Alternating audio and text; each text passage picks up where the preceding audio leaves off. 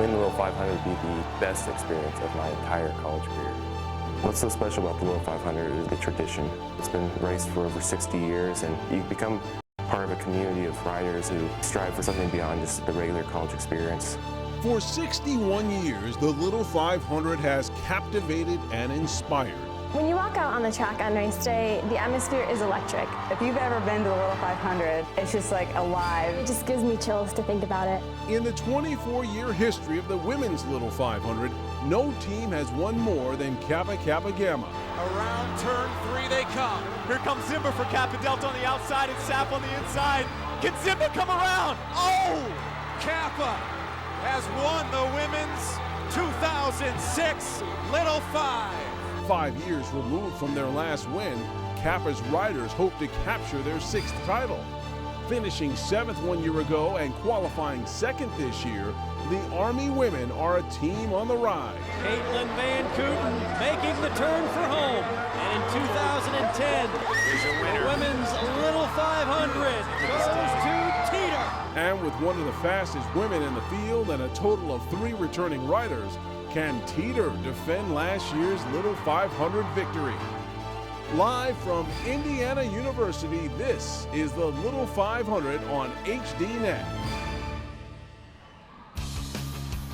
Riders readying for the start of the women's Little 500. Underneath gray skies, we had rain earlier in the day, but it looks like Mother Nature is going to cooperate. Armstrong Stadium here on the IU campus in the world's greatest college weekend. It's the Little 500 on HDNet.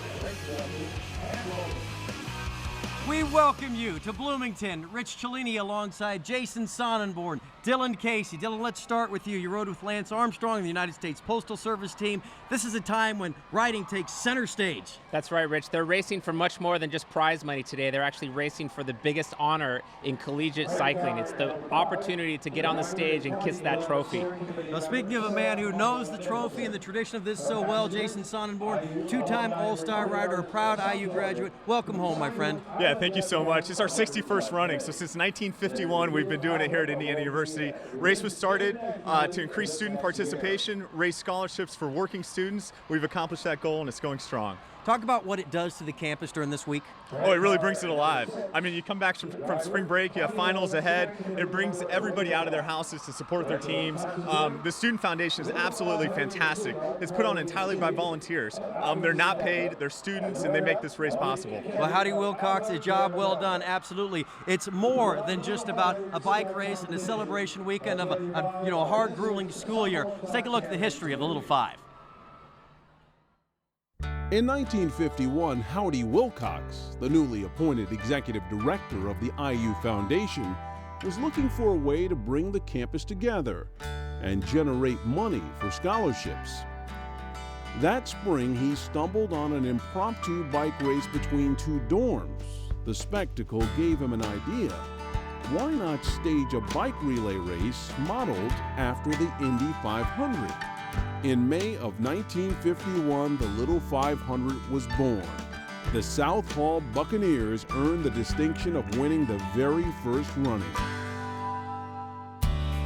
Since that first race, the idea has remained constant.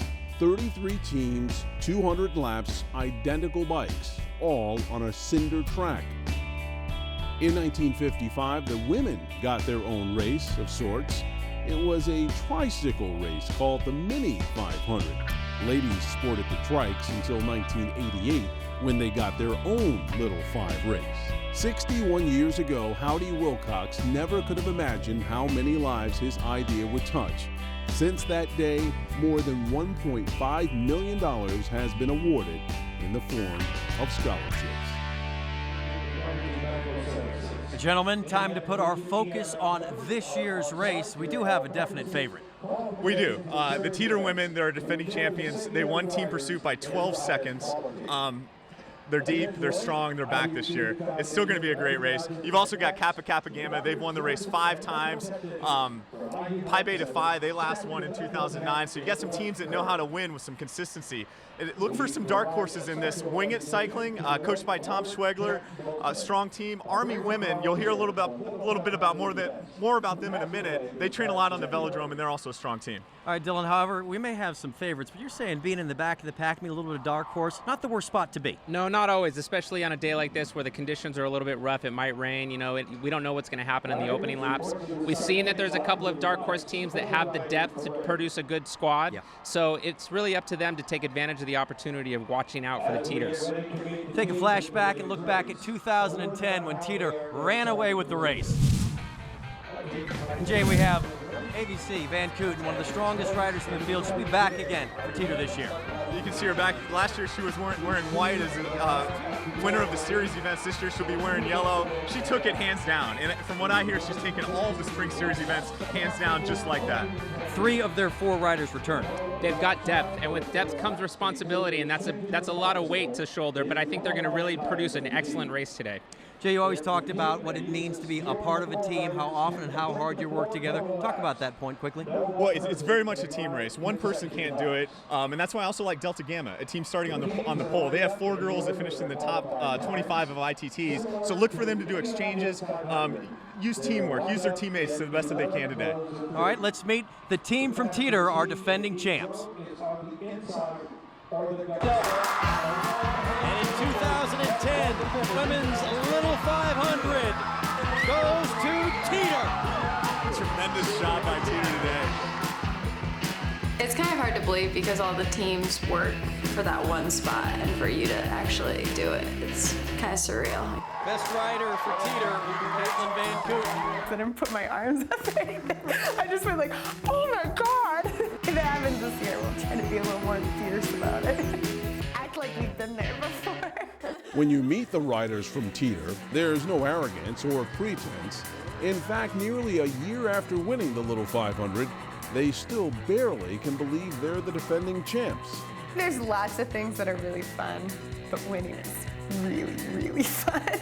You always talk about winning, but you kind of have in the back of your head, well, what are the chances of it happening? You train all year for the one thing, and then it's kind of like unbelievable when it happens. Despite having 3 returning riders, Teter knows it's a new year and a clean slate. Nothing's guaranteed in Little 5. Anything can happen. And we're going to go into it with the same attitude we had last year, where a lot of teams worry about losing. We're just excited that we have the opportunity to win. This year's team has done everything possible to create opportunities to win. This year, they trained in Florida over the winter break. We stay with my aunt and uncle. They'll take us on a boat ride, but other than that, we get in around 400 miles.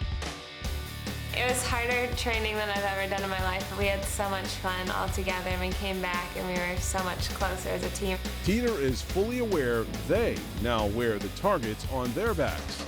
Regardless, the recipe for success hasn't changed.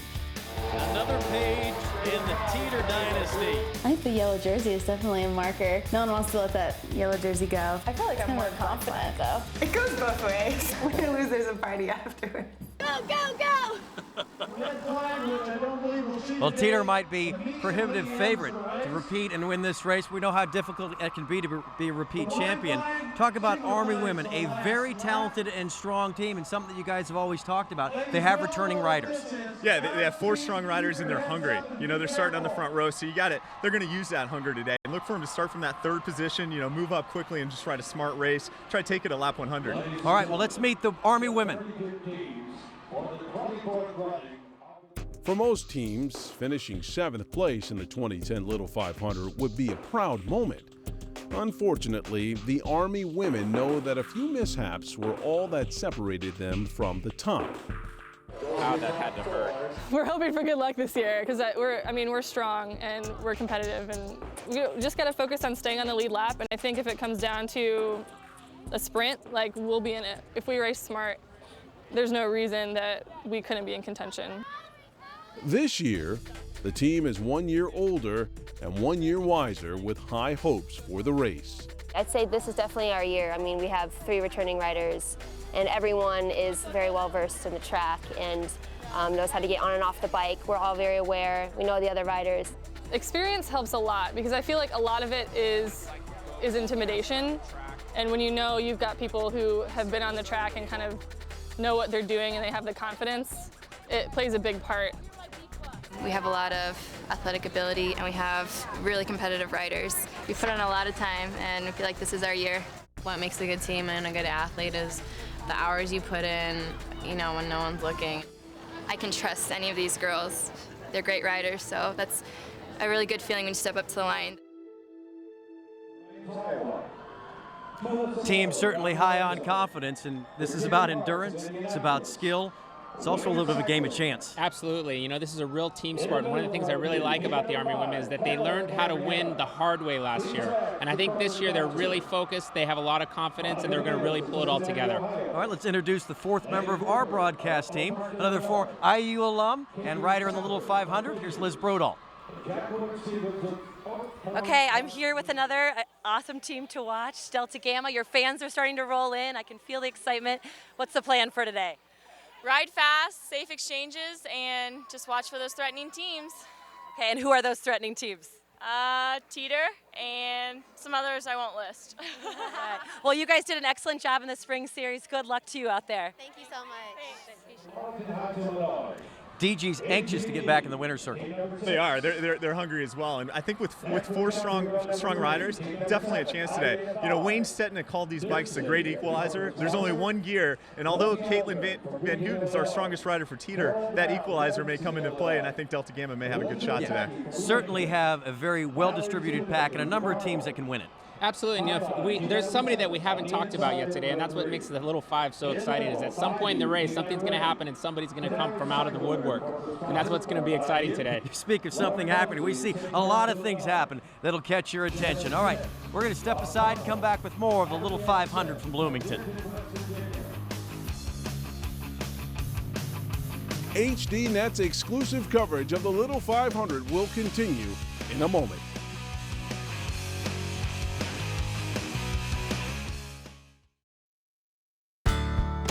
The Indiana University Student Foundation would like to thank the following sponsors for their support of the Little 500 and the IUSF's mission of providing scholarships and leadership opportunities for Indiana University students. B97, Pizza X, Coca-Cola, Bosch, Lamar Advertising, Blue Line Photography, Canary Cycleware, TIS Bookstore, and HDNet. Well, the riders being introduced as they walk around the track, rain holding off. Going to end up, I think, with a pretty nice afternoon for the Little Five. And we talked about teamwork. We've talked about all that goes into this. Another part that makes the Little Five special is it goes down through generations.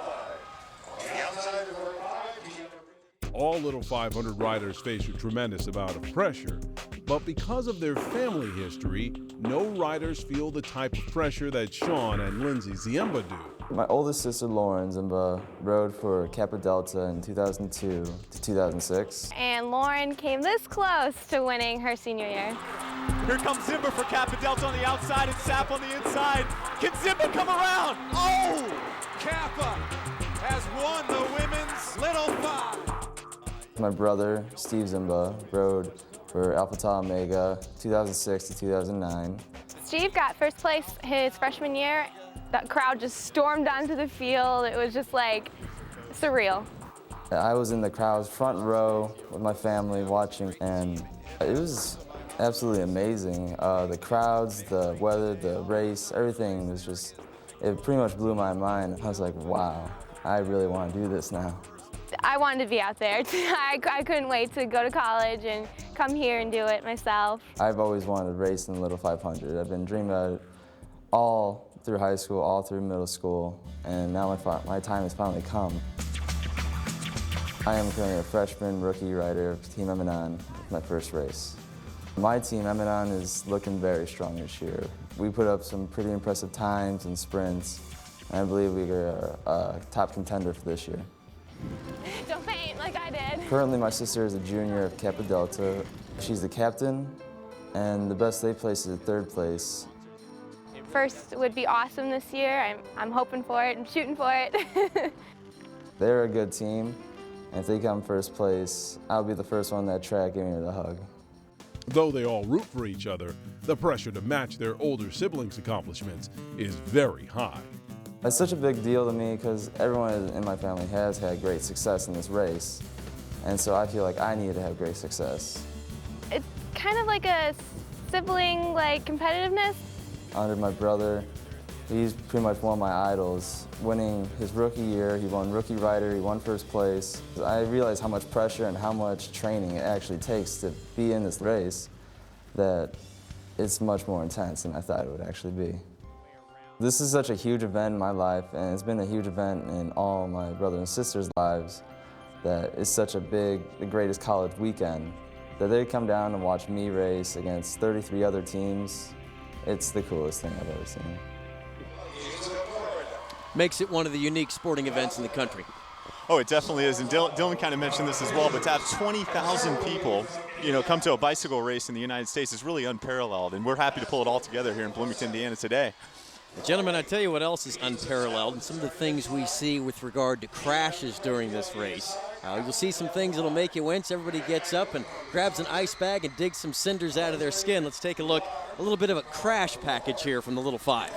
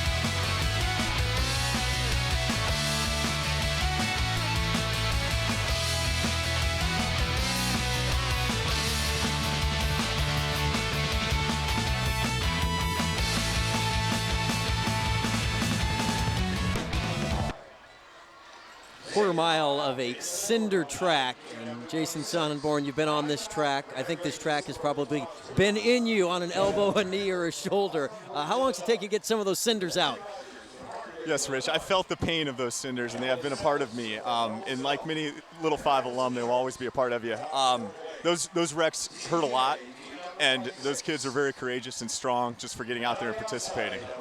Well, one of the things that we've seen in years past, even though you end up with a crash, doesn't mean you're out of the race. No, in fact, you have to get up and get back into the race right away, Here's some of the interesting facts about the race today. It's 100 laps, which comes out to 25 miles. Each lap is a quarter mile. As I mentioned, the bikes only have one gear. It's a 46-18. Is that right, Jason? Yeah, 46 by 18, single speed. Yeah, and there's 4 riders for each. And then Jason, walk us through the rules around exchanges and when and how many. In the women's race, there's 100 laps, and you must do 5 exchanges. And there's 2 types of exchanges that you can do. It's either a rider exchange, where they're exchanging the bike, and those are a little bit quicker, and so you're at an advantage to doing that. Or if 2 riders are a different height, really a different pant inseam, they'll do a bike exchange, and they will change bikes. There's 2 bikes that the teams can use. So either you're using the same bike and you're doing a fast exchange, or you have to trade off, do a rider exchange, and use a different bike. Right now we see the girls are warming up on their road bikes. They don't actually use those during the race, but one of the interesting things is that we see them in their pit right now, which is 16 feet wide and 6 feet deep. They actually have to do the exchange within that section of their pit. Otherwise, they get disqualified or a penalty. Yeah, you'll see teams in the penalty box if they don't abide by those rules. And you can start running before the pit, but you have to pick up the bike within that pit, and that's really the rule. And Jason, the idea of those 5 exchanges, really not that big of a deal, safe to say, over the course of a race. Generally, that's not a bad flow to get through. Oh, absolutely right. You'd expect them to get in 5. It's hard for teams with only 1 or 2 really good riders because they may not want to exchange that often. They may want to eat up a lot of laps at one time, 25 or 30, 35 lap sets. So it's harder for those teams that are really dominant by one rider. Sometimes the teams will actually have a schedule, based on how they want to play the race out, and actually each rider will be, what they'll do is called a set, right? And then they'll actually, once their set is completed, they'll come in for an exchange. Absolutely, and you queue it up based on tiers. You have your top rider, your second rider, your third rider, your fourth rider, and you pair them up, and you write all those kind of lap counts down on a board before the race. And we may see some people end up getting penalized throughout this race and having to sit out for a little bit of scheduled amount of time. You'll see that. You'll also see some teams with penalties before the start of the race. I think Kappa Delta, you heard from the Zimbas earlier, one of our defending champions, they have to serve a 6-second penalty pre-race. So you will see penalties throughout the race. That's just another thing that really adds a lot of excitement and helps teams abide by the rules. So in that case, they actually have to serve that 6-second penalty within the first 20 laps of the race. Within the first 20 laps. Well, earlier today, we had a little lightning, we had some rain showers, and we're hopeful that we will race if it's wet and if it's soggy. We will not race if we have lightning within 8 miles. So right now, we're in a good spot at 56 and just a few rain showers here and there. And we talked about the track a little bit earlier. The rain's actually very, very good for the track. In order to maintain the track, they dump about 4,000 gallons of water on the track every day. So what they're trying to do is wet the track, keep the cinders nice and compact. So the rain's been good for us. It rained throughout midday today. Does it help your traction as a cyclist with a wetter cinder track versus a drier one? It does. It's more kind of like a concrete surface or more like hard-packed dirt single track. The cinders aren't kind of flying around. You're not washing out as much. Well, you see a shot right there of the crowd, and one thing in every piece you ever see when you're talking about meeting a team, whether it's Army women or the DGs, or whether we're talking about the cutters tomorrow in the men's race, everybody talks about the energy and excitement you get from the crowd. All those who do not have the correct... And let's go down for our invocation from Father Bob.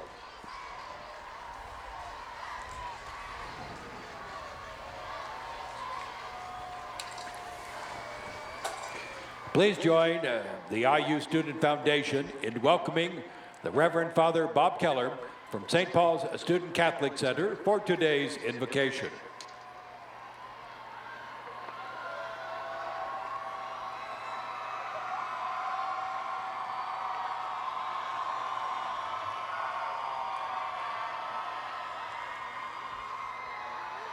Let us take a moment of silence, even as our riders come to their bicycles.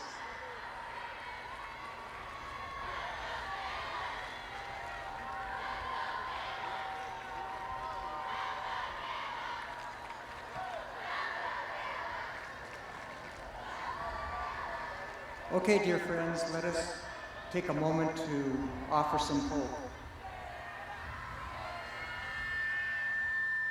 O source of life and hope, we thank you for the breath of life, and we praise you for our strength. We beseech you, calm the nerves that tighten our legs or chill our mind. Keep us focused on the task ahead. Although this is a task and a test of muscle, of alloy, and rubber, it is even more a quest encoded in human spirit.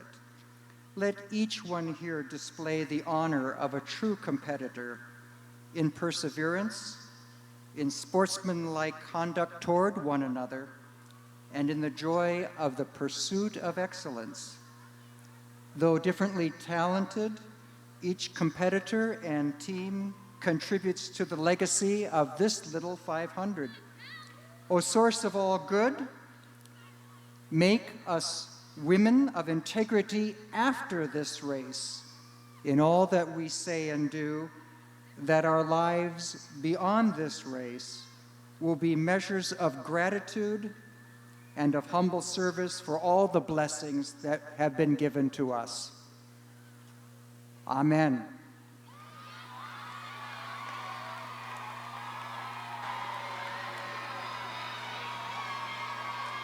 Presenting the colors today, the Pershing Rifles Color Guard from Indiana University's ROTC program. IU's Pershing Rifles is an accomplished competitive drill and honor squad that consistently receives high marks in competition around the country.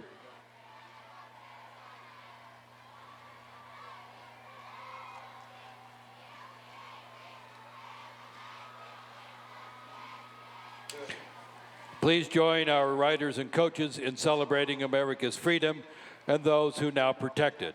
We especially honor those who have made the ultimate sacrifice. Ladies and gentlemen, please rise and remove your caps as Michael David Hall of South Jordan sings our national anthem.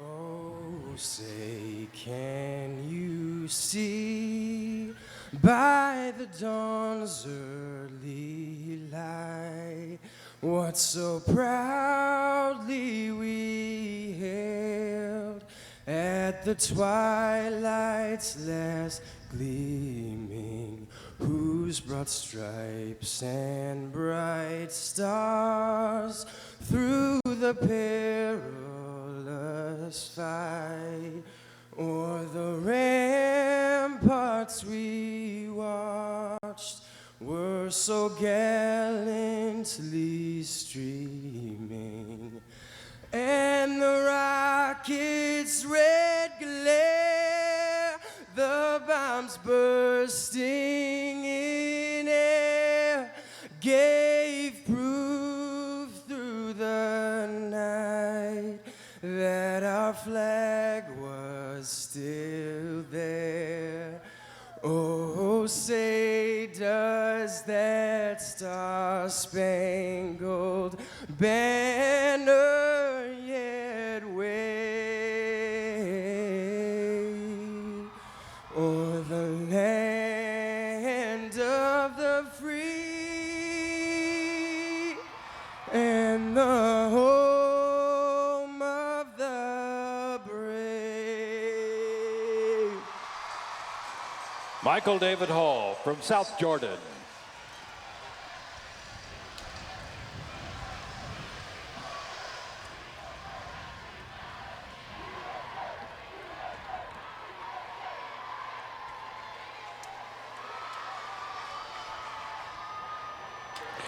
With the starting riders now on the course at the start-finish line, we get closer to racing. We present Indiana University's acclaimed a cappella men's group, Straight No Chaser, with Back Home Again in Indiana.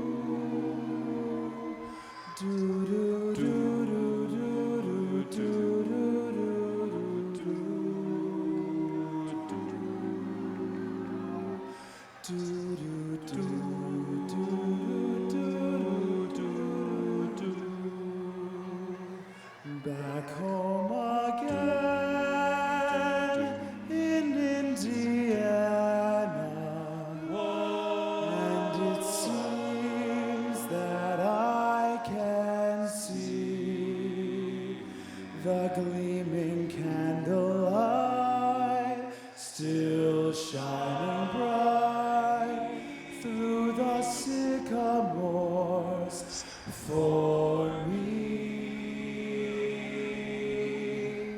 The new moon hay sends all its fragrance from the fields I used to roam.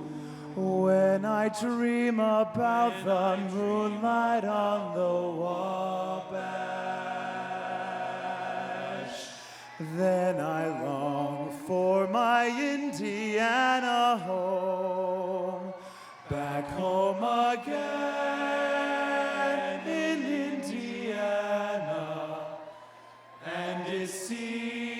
that I can see the gleaming candlelight still shining bright through the sycamores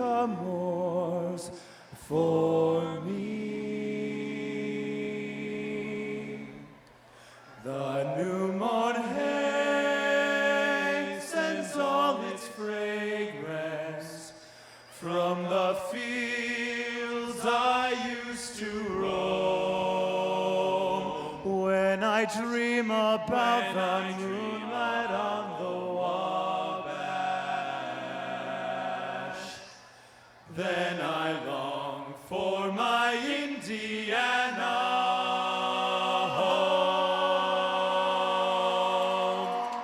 Thank you. Straight no chaser.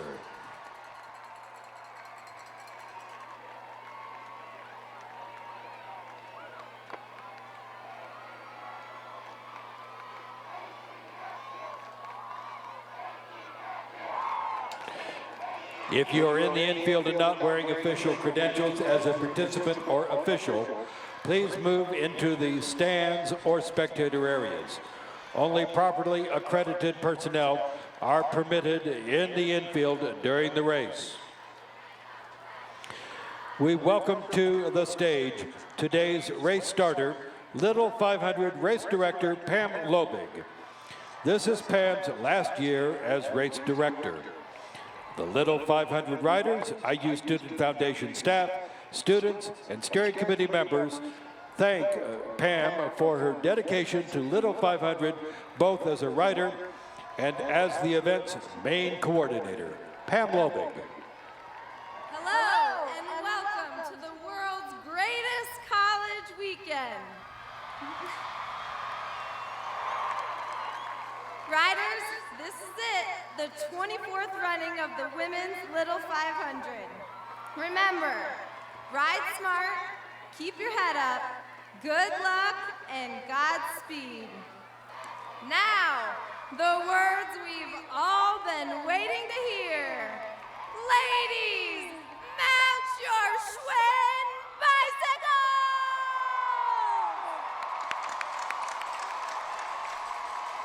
Those are the words all of these women who have been training for the past year have been waiting to hear, and the Schwinn bicycle, one of the unique elements of this race. Our all-star rider, Dylan Casey, checked out one of the bikes in the infield before the start of our race here this afternoon.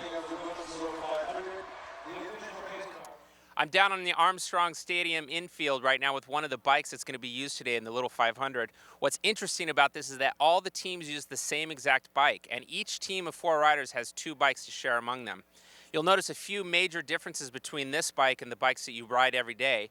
And of course, there's no handbrakes here. In fact, maybe you remember the coaster brake when you were a little kid. And the other interesting thing here is that it only has 1 gear. It's a 46-18 gear ratio, which makes for really exciting racing because not only do they have to use this gear when they're going really fast, but they're going to use it on the last lap in the sprint. Riders circling the track. They'll do 3 laps, and then we'll get ready for the start of the race. Racing coming up next here on HDNet.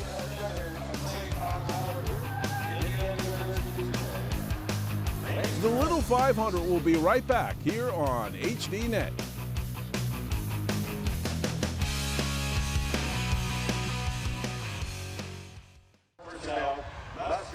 You hear all the stories, but you don't really experience it until race day. To watch this university rally around such a simple event is just truly amazing. You train all year, all semester for one day, and knowing that this is your last chance, this is one day, I think it's really gives you a reason to give it your all and leave all your efforts out on the track. Just hearing the national anthem right before you race and hearing that riders mount your Schwinn bicycles, you just get the chills. Seeing all the fans going crazy, it's amazing. You really got to reach down and get your inner child out and just think you're not afraid. Once you get to race day, it's just that excitement, that fun, that adrenaline. And you'll pay many bloody elbows to get there, but they're all worth it. 1 lap to go before we start the race. Jason, you've been in this exact position. What are your thoughts? Yeah, we started on the pole in 2000, in the year 2000, where Delta Gamma is today, and your stomach's turning. You know, you've got a lot of, we call it the face laps right now, right? They're warming up, but there's also a lot of butterflies, and they're eager to get those legs going and get those legs churning and get it all out. Dylan, with regard to the things that we have seen in the past, sometimes we end up with some crashes early.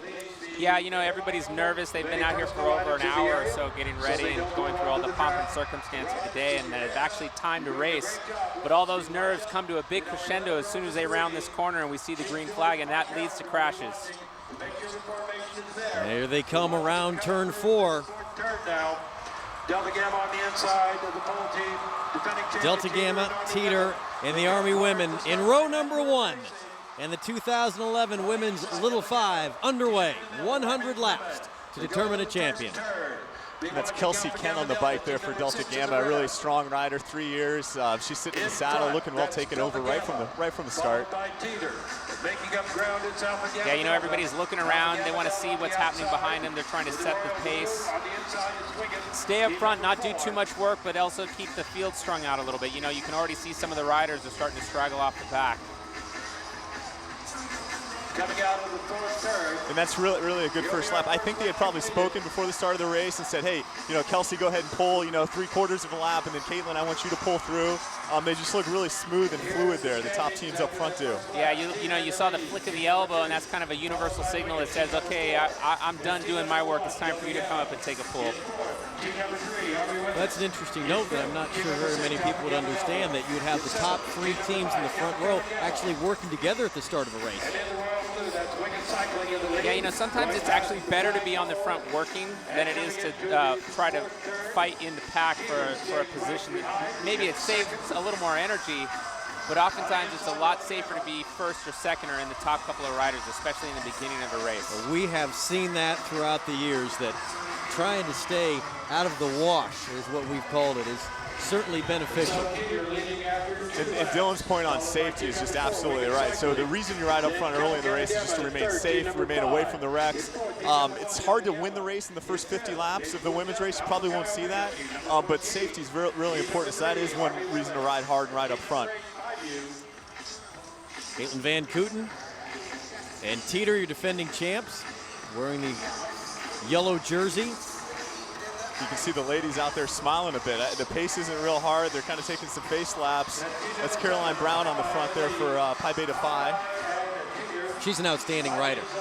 Yeah, and she won the race for them in 2009, and I think this is her 4th year. Just a lot of experience, second in missing outs, good ITT performance. It's great to have Caroline out there. You know, we should expect some of the other teams that don't necessarily have a great sprinter to come to the front now and really try to make this race hard. They don't want to let it just like ride for 99 laps and let it all come down to a sprint. That's right. In this case, a lot like the men's race, I really feel like it's Teter versus the field in a way, just because they've done so much damage in the Spring Series events. Teter's is our team in yellow. They're definitely our favorites. But cycling is really a team sport, and so look for some of those other teams to pair up and try to get an edge on Teter. Dylan, when you mentioned not make it easy and trying to make it a more difficult race, does that mean increasing the pace? Yeah, absolutely. You know, you might want to actually have a series of riders start attacking and really putting the pressure on Teter and, you know, some of the other teams on the front like Delta Gamma. You know, maybe we can see that from the Army women team, who's really here to make the race instead of sitting around and waiting for the last lap.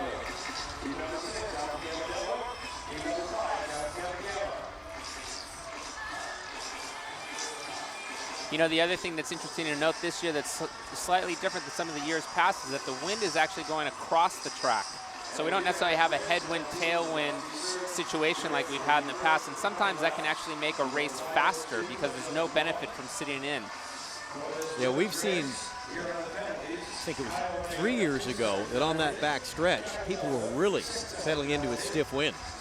Yeah, that's right. It also means that if it does come down to a sprint in the last lap, there's going to be a headwind coming into turn 3 and out of turn 4, so that'll actually have an impact on the finish as well.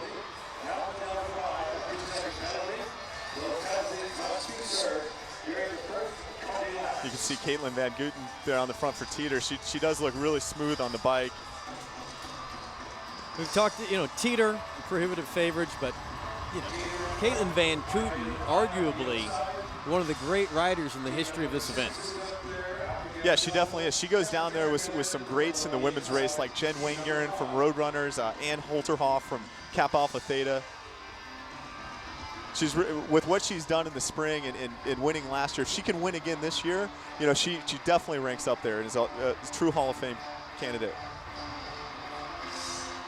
You can see some of the riders are actually communicating with their coaches in the pits, you know, asking, like, should we do an exchange? What should we do? And it looks like this might be what's happening right now.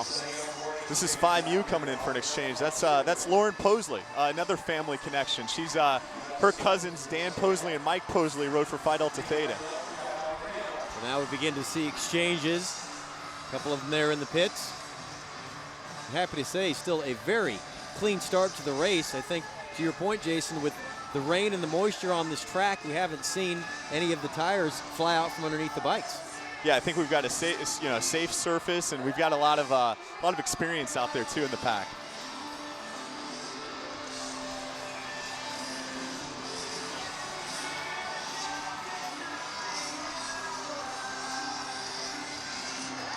You can see Alpha Chi Omega pulling through and taking the lead there. Team that started in 14th position, they've sneaked their way right up to the front. That was a single bike exchange. Means that relatively they ride more or less the same size bike.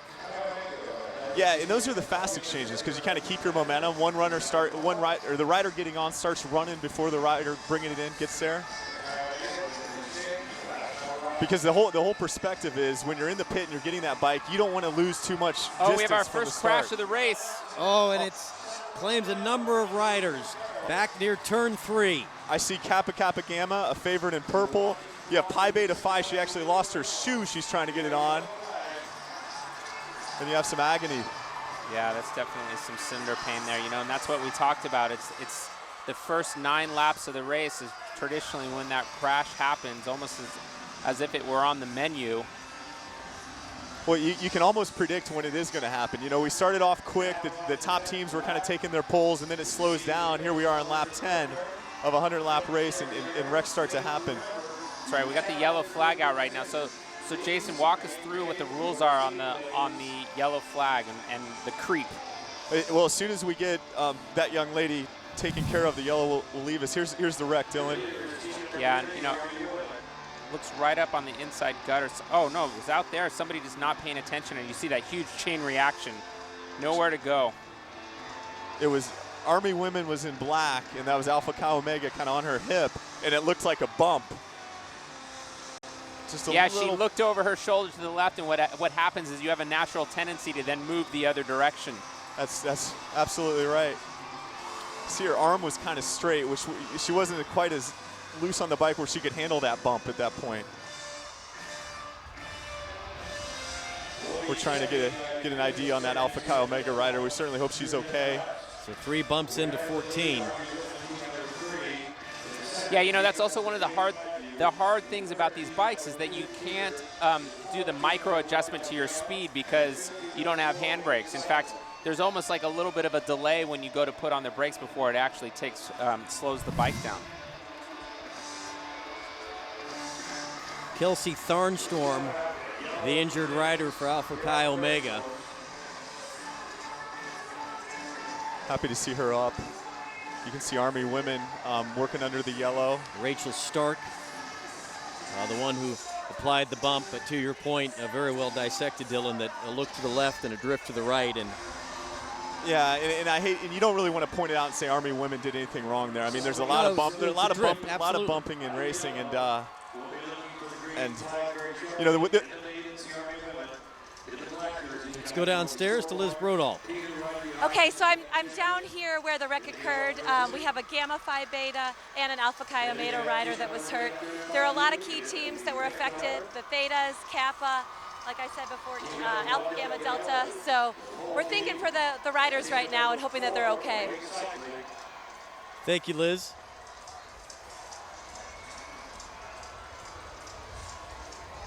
And it's certainly, as much as the excitement and passion of this race, there also are a number of visits to the tent. You know, what's interesting to note here is there's actually a little bit of a gap between what we see here in our picture, the front group with the Teter, but then here we get the green flag, and Teter is actually going to try to take advantage of this gap. If you look at the top of your picture, there's actually about a second interval between the two breakaway in the peloton, so to speak. And they're drilling it right now. They're punching it. They know a couple teams, as Liz mentioned, you know, Kappa Alpha Theta, Kappa Gamma, they're down right now. So you see Army women on the front, the team in black, Teter in yellow, Delta Gamma in green, and Wing It in blue. Really kind of drilling it on the front, trying to hurt those teams that went down. Well, that's right, and take advantage of the gap that they have. If these 4 riders work together, they can actually increase the gap that they have over the girls coming in the top of your picture there. And Van Kooten reclaims the lead. So she'll swing up track. As the 3 riders go by, she'll duck right back in behind the 3rd rider. She's looking to get a little help. And then Kelsey Kent, Delta Gamma, did a short turn and was looking for some help. You got Phi Mu on the back there as well, the team in pink. Yeah, so Kelsey really kind of swung up track and put the responsibility on Army women and Caitlin from Teter. And I love this move by Army women right there. They saw the pace slow, and that was Hannah Calvert. She's going in for an exchange, but she just punched it. She said, I didn't really like this slow pace. Yeah, it's an interesting time to do an exchange given that there's this four-rider breakaway of really heavyweight teams. If I was their coach, what I wouldn't like about it is the pace is really fast, and she's bringing it in for an exchange, and now her teammates got to chase a little bit. So that was a tough time to do an exchange, and she was marked. But hopefully she'll be able to catch up. You got Pi Beta Phi, looks like they're closing. That's Caroline Brown right behind Army women. Well, it looks like Delta Gamma is getting set to do an exchange as well. Van Kooten hitting the accelerator. Delta Gamma also going to do an exchange. Nice exchange. You can see kind of why they qualified first. They keep their momentum through that exchange. She gives her a nice target to bring it into. How long can it take a team to get comfortable with that process? And here's a look at exchanges from a rider's point of view. Oh, and this is really phenomenal by HDNet. You can see the helmet cam. Right now we're going to focus on the rider bringing it in. He sees his target. He's lining it up, staying in one straight line, and he delivers it right there to the palm of that right hand. He's hopping off on the right side. This is something that's really unique to Little 5. Rider getting on, he's spotting the rider bringing it in. He knows where he's at. He's set up in position. His right arm's out, and he's ready to receive it. A couple hard steps. There's the leap of faith, Dylan. Yeah, that's right. Now he's ready to take off. And sometimes it doesn't always go as planned. You can't really see what happened there, but you know, he took a nosedive after he got off the bike. You may not be able to see what happened, but you could feel it. You can feel it, and you can remember it, that's for sure. Well, here you see Teter and Delta Gamma have gotten back together. It looks like another crash, and the yellow flag is out again. Looks like Kappa Alpha Theta again going down. This is a tough start for a team that's won 4 times in the Little 500. Ooh, and it looks like she maybe just slipped off the pedal a little bit. Yeah, we had some moisture on her pedals. And that's one of the things about that. Dylan was down there with the bikes earlier. These aren't clipless pedals. You're not clipped in, and that happens a lot. You're searching for kind of that sweet spot on the pedal when you're riding. Yeah, that's right. They don't use traditional clipless pedals because they need to do the bike exchanges and run on the track. And this is when the race, it really gets challenging. And the riders need to get as much information as possible from their coaches to understand, you know, what lap are they on and who else do they need to contend with. That's Kristen Method tending to her little sister down there. She looks like she's going to be okay. That's too bad. I think that's their first race, and honestly, in your first race, things like that do happen.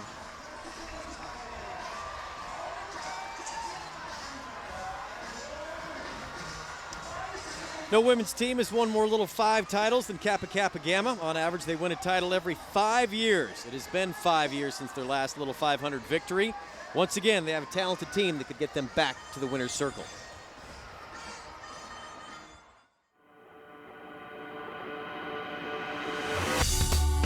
As they pedal through the twists and turns of State Road 446, the Kappa riders have one goal in mind.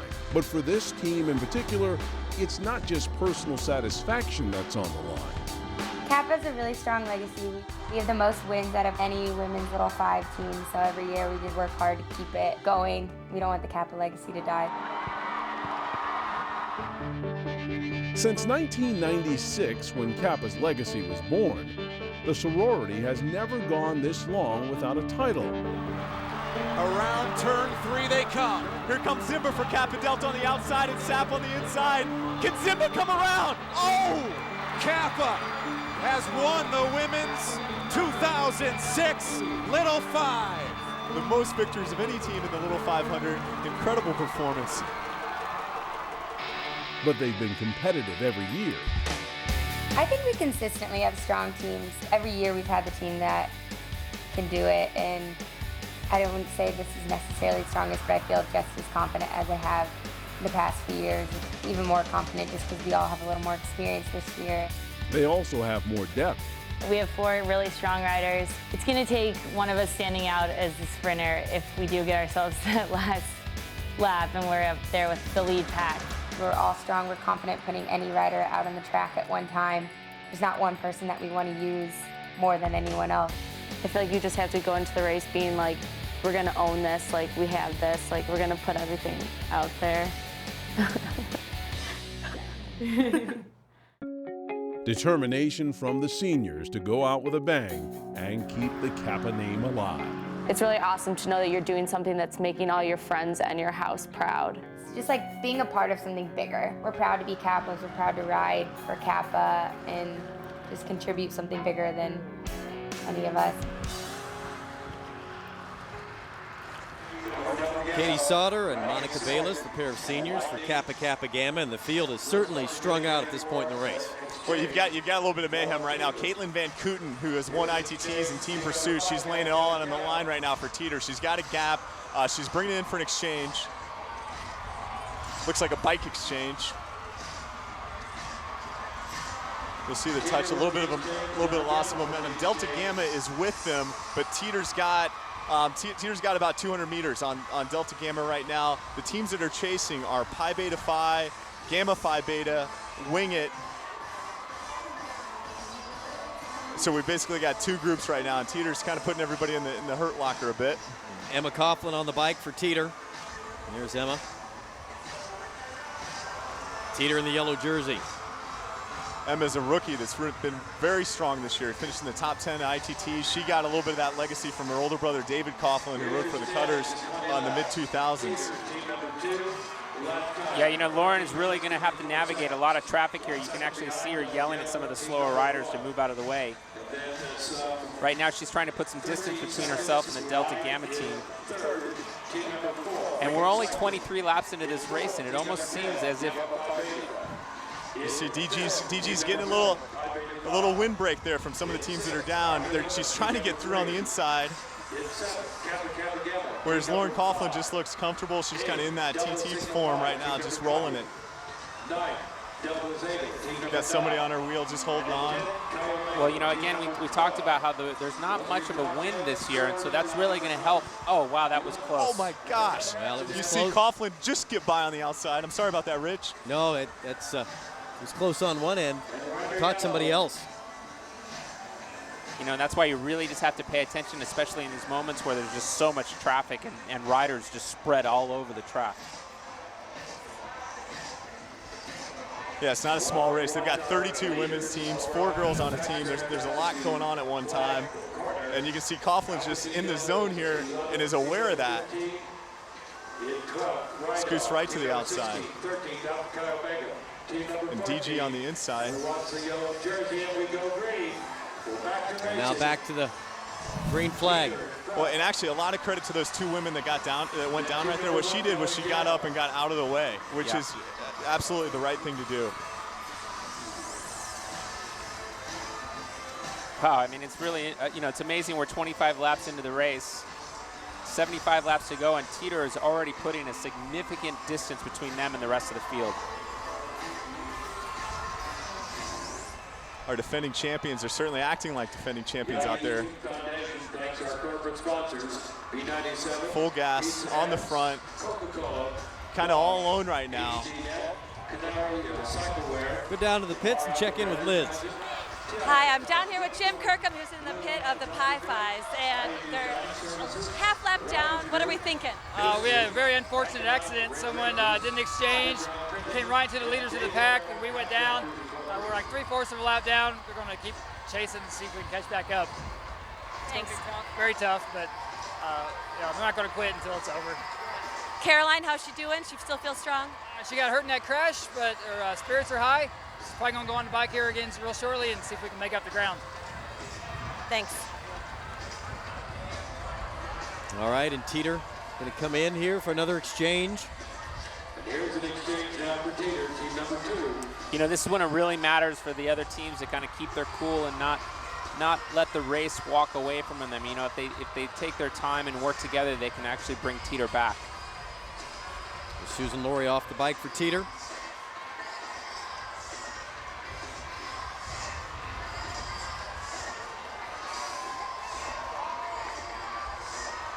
Well, he certainly didn't try to finesse this race so far this afternoon. Not at all. I mean, it was clear that Teter is just executing a very aggressive racing program. Army women with an exchange. You know, if I was on the infield, the coach of some of the other teams, I might be starting to walk and talk to the other teams to see if we can collaborate a little bit and not let Teter just walk away from this race so early on. Yeah, something's got to give right now. Teter's absolutely just drilling it. They've not quite a half lap lead, but close. And DG's all on their own, just chasing. As you can see, Teter really aware of the situation, kind of moving outside. They've got that big gap. And only 28 laps in, it's early. I think they called my number saying it couldn't happen in the first 50 laps, but they're making it happen. Well, you know, and the fact that there are just riders spread out all over the track is actually a benefit to Teter because they can leapfrog from one rider to the next and not necessarily have to do it all on their own.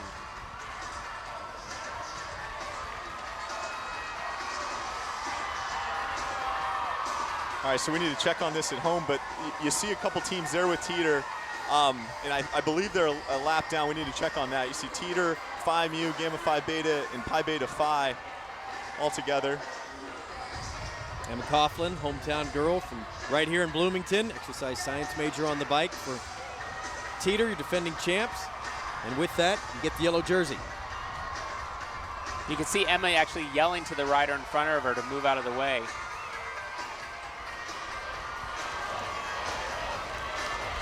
Just continuing to power around this track, making the gap between her and the Delta Gamma team even bigger.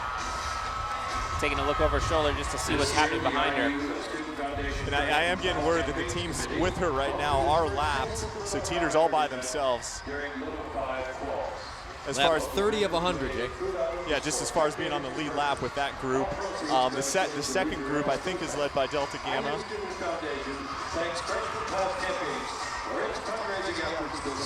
Right now on the screen, Delta Gamma is nowhere to be found. DG about a half a track back. I don't think Teter's going to get any help from the Kappas right now. She's probably better off just putting her head down and pulling. Every second that she sits up is a second that Delta Gamma is going to get back.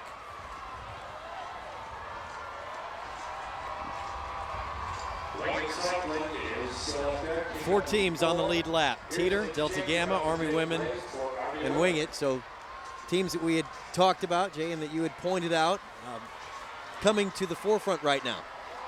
Yeah, they're all trying to pull it back together as Teter's kind of annihilating the field. Both Teter and Delta Gamma up in top right screen, getting ready to do an exchange.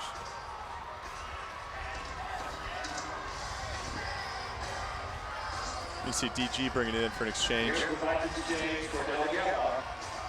go back down to the infield and visit with Liz. Hold on. Daryl, I'm ready for Woj. All right, Daryl. here's Liz.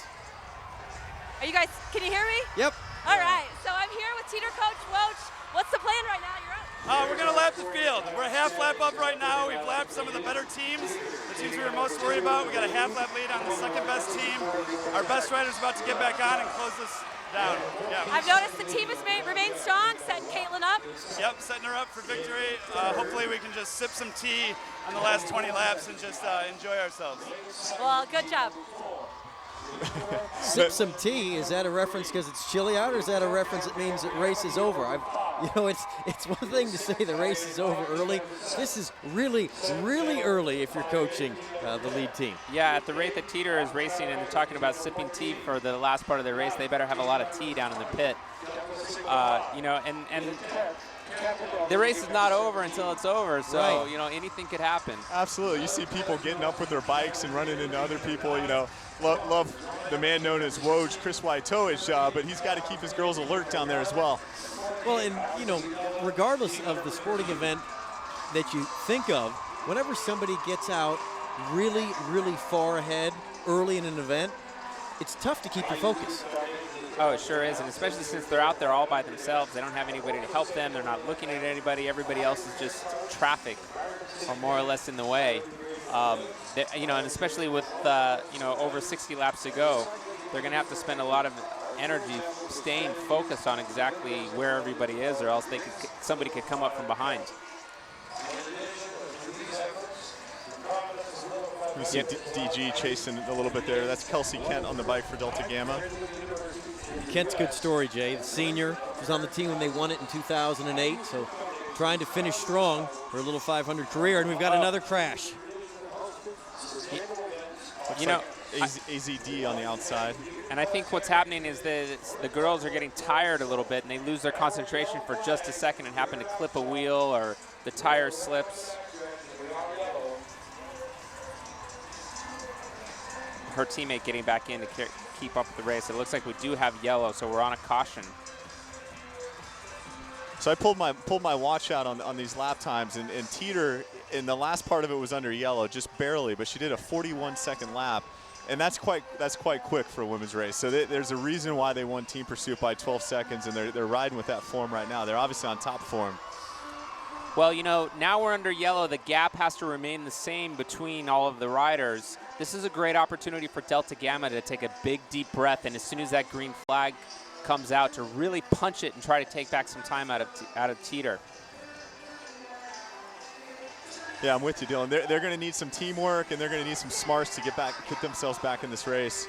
Well, at the top, Jason, you said it was almost like the field against Teter. At the point where we are right now, does it make sense for everybody else to say, look, we need to try to get together to figure out a way to catch the team in the yellow jersey? Yeah, they've got to be talking. And when they're talking, they got to be saying, hey, we're going to come in and do exchanges at the same time. We're going to stick together.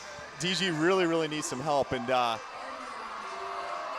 see if they can't get that together and get the race back together. Teter is obviously dominating. She's out front. She's got a whole train of women behind her. And they are a lap down. That's Susan Laurie from Teter. The whole race is her responsibility now. It's not a whole lot of purpose out of looking back. She's just going to have to put her head down and try to take as much time as possible.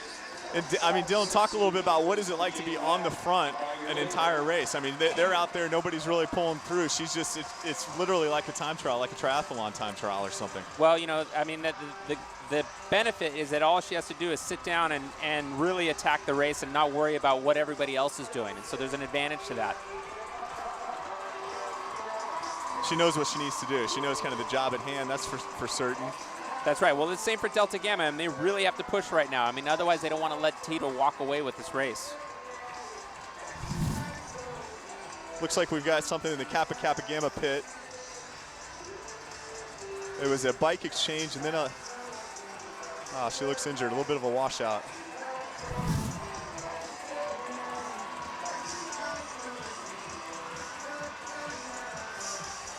Here we have Caitlin back on.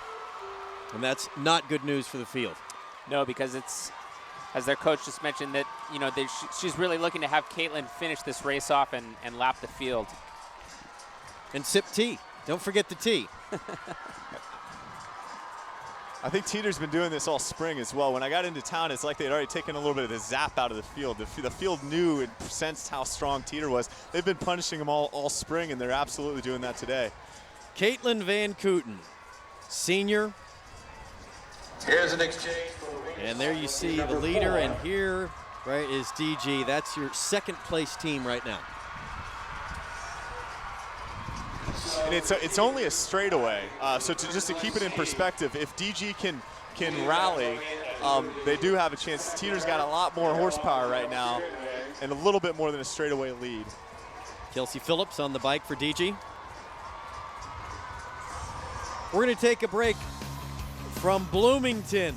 We've had a little bit of everything in this women's Little 5. Teter, your defending champ, out in front.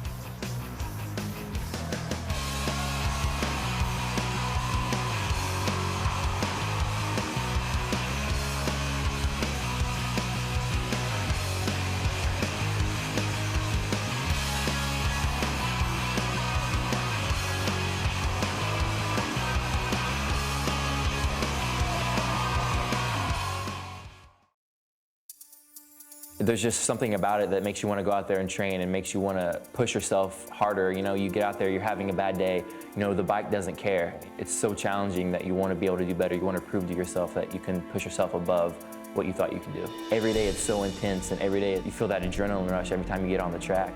From practice every day to even the little things like getting enough sleep and eating right, it really is a full-time commitment.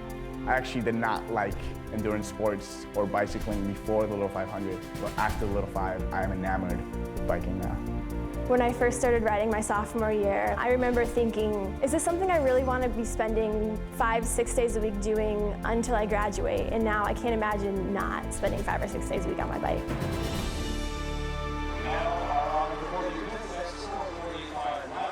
The Little 500, Bill Armstrong Stadium, Bloomington, Indiana. Teter, the defending champs. And they have the lead again here this afternoon. Caitlin Van Kooten out in front. I'll remind you tomorrow, the men's Little 500, 2 o'clock Eastern. Teter trying to become back-to-back champs. We have somebody on the men's side by the team name of the Cutters there, Jay. They've won a few of the races. Think of it this way. If you've been at IU now for the last 4 years, you know of nobody else winning during your collegiate career than the Cutters. A team called the Cutters. They've carried that tradition strong. I think with 11 total and 4 straight wins for the Cutters. That's definitely tough on the rest of the field. The fraternities, the dormitories, they've got to get together and maybe talk a little bit before the race on how they're going to beat that team called the Cutters. Caitlin Van Kooten on the bike for Teter. One of the great riders in the history of this event. Lap 46 of 100. Earlier we saw the 4 teams break away. Teter, Army Women, Delta Gamma, and Wing It. And I've just been told that Teter has already lapped Wing It and Army. That's correct. DG is the closest team to Teter. And I promise you right now, Van Kooten and company want to lap DG in the green jersey. Well, that's right, and right now you can see DG in the bottom hand of your picture there, and there's Caitlin in the top. She's getting ready to close the gap.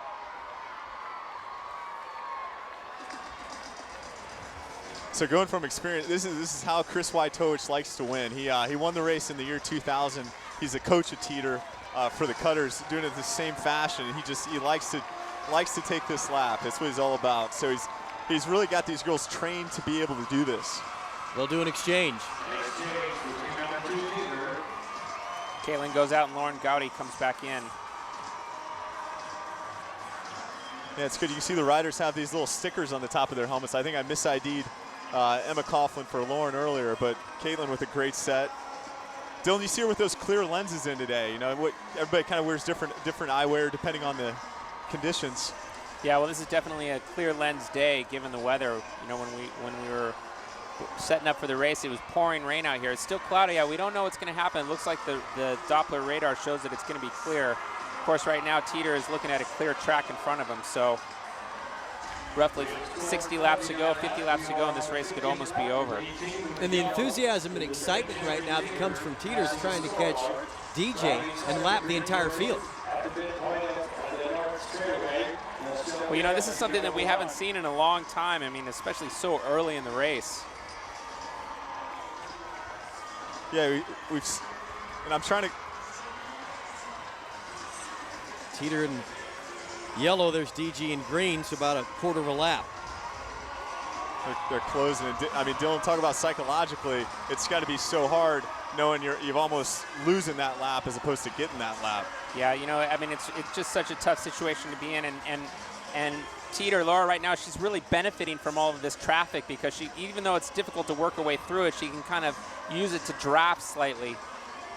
Whereas Delta Gamma is all by themselves on the front pulling. You know, she's really got to take some effort right now to not let this race come over. So this is really just an individual time trial type race. I mean, talk about, you know, with the draft, you get 33% kind of less work when you're sitting behind somebody. But these girls right now are out there just on the front, on the rivet for the entire race. Yeah, right now Delta Gamma doing an exchange, you know, and I think that's just really going to be the nail in the coffin. Kelsey Kent off, Kelsey Phillips on for DG. You saw her slip a bit on the pedal. Teter with an exchange as well.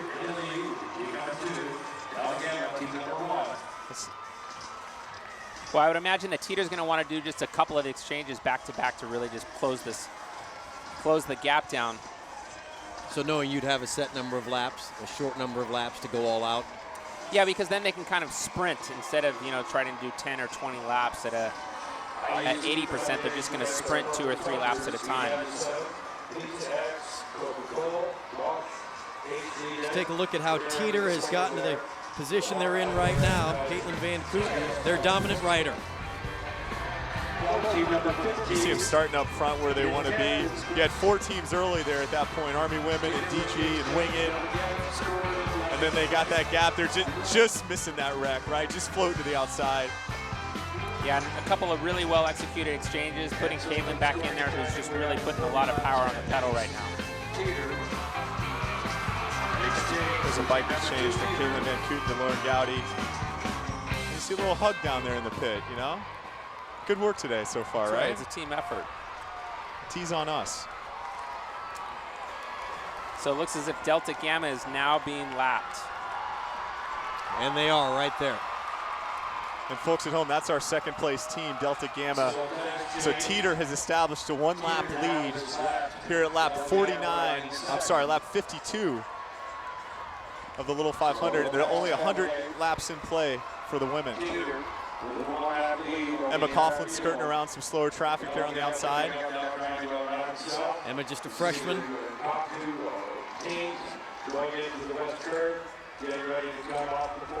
Talented team. There's the senior CVK, Caitlin Van Kooten. Look, there goes Casey, Delta Gamma.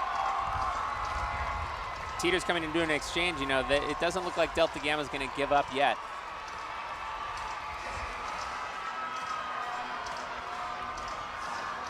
Just like you had talked about, coming out for a couple hard sprint laps.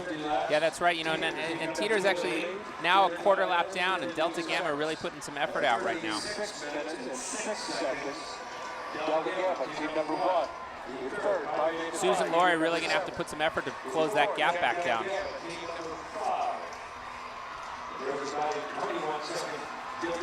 You can see her punching it. She knows what's ahead of her right there. She's got DG, our pole team. And there they take that lap back one more time. Beth Doriani now on the bike, a senior for Delta Gamma.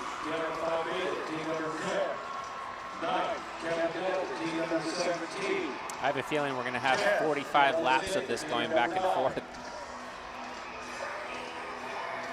Between DG and the Teter? Yeah, it's really just Teter's pretty much walked away with the race, but they're going to fight for this one place. Well, one team's going to be crowned champion at the end of today's race, but in reality, every IU student wins thanks to the Little 5. Over the years, it's helped the IU Student Foundation generate millions for scholarships. We caught up with one recent recipient. The IU Foundation recently created the Onward Scholarship in honor of former foundation president Kurt Simic. Kurt Simic was longtime president of the IU Foundation, and he actually started here. He was a little 500 rider, he was on steering committee, and then worked for the Student Foundation before he moved all the way up the ranks to be the president of the foundation. The Onward Scholarship was a very generous thing. People got together when I was retiring and said, we'd like to do something for you. What would you like for it to be? I said, I'd like to do something that would encourage student leaders. Kurt's philosophy was always, let's look onward, let's look to the future, let's see how we can change for the better. He pretty much said all he wanted was more money to go back to the students. So a group chaired a committee, and they shocked me by raising $1.3 million to be an endowment for these scholarships. He's truly a treasure to Indiana University and just a great person to be around. Exchange of three! Brian Holthouse, a founding member of Cru Cycling, was selected as one of this year's Onward Scholars. Little 500 has prepared me in so many ways. Building something from the ground up, starting with a team with 3 guys that all we knew about Little 500 was we rode a fixed gear bike, and finishing 11th our first year to now being one of the teams that is perennially talked about as competing for a top 3 spot, I think is just awesome. He's taken on an awful lot. I mean, you think about being a bike rider, a student foundation member, active in the student government. He's a leader. During the whole selection process, they try to find student leaders who have had an impact on the campus and tried to change it for the better. It's gratifying for me to see him continue to move forward. Overall, just very, very honored to receive the award. It's just been a great experience. Jason, you could talk at length to that point of that this is much, much more than just a bike race and a celebration weekend. Yeah, and I think what I got out of that with the young man who received the scholarship was talking about Kurt Simic. You have all these role models around you at all times. You have foundation presidents and riders that are older than you, and what they become are role models, and they're kind of shaping the next generation. That's what Kurt's helped do, and you see it being passed on. So we see Teter there going by Delta Gamma again. Kind of a natural regrouping of all of the teams. Just on different laps. That's right, different laps. And Teter is going to continue, and this is absolutely the right thing to do. Keep going. You don't want to get comfortable or get caught in a crash or have something like that happen. And the crashes we often see are when people lose focus. That's right. Especially like at this point in the race where people are getting tired, starting to do exchanges. Yeah, you've seen a dominating performance by Teter, but really in Little 5, anything can happen. I mean, we've seen teams lose a chain. You know, you see wrecks at all times, so they really have to stay with it, not lose focus at any point in time. You see the DG pit right there. Third place team, Pi Beta Phi, number 7. 60 of 100. Caitlin Van Kooten. And what's going on right now is the other teams are still racing. Nobody's going to give up, and that's kind of one of the great lessons in Little 5 and in bike racing as well. They're racing for 2nd, 5th, 10th, whatever position they can get. So the teams are kind of thinking about where they are and still how they're going to do their exchanges and do their sets, even though they are a lap down. Yeah, it's probably likely that Delta Gamma is going to shift their focus to the podium as opposed to the trophy. They're going to have to think about Army women and wing it, and Kappa Gamma, and try to figure out where everybody is. 62nd lap race of the 100-lap feature. Your lead team here going for his 2nd consecutive championship. Van Kooten looks good, and one thing we noticed, even from a year ago when Teter won, she always seems to have that smile on her face. She really does enjoy the competition, and when you're as talented as she is, what's not to enjoy? Yeah, you can see her talking to her coach right there, just saying, I feel great. Certainly a good sign at this point in the race. She has a lot of fun, and I think she's a great leader for some of the other members on the team, right? She's got some seniority, and I heard this fall she's kind of set the benchmark for what they needed to do to win Team Pursuit. She pulled up lap times, shared those lap times with the team, and she said, this is our big goal for the spring. We're going to win Team Pursuit and then win the race. Yeah, you know, Jason, you bring up a good point.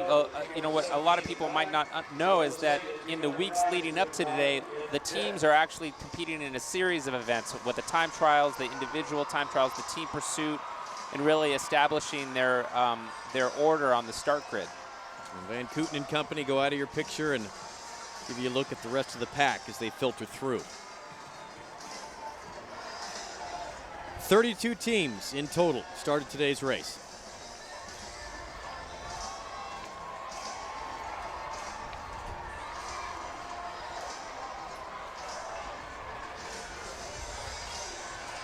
There you can see the grid. Some of the kind of rounding on our top 5 or some of our other favorites. You know, Teter, our defending champion, on the lead.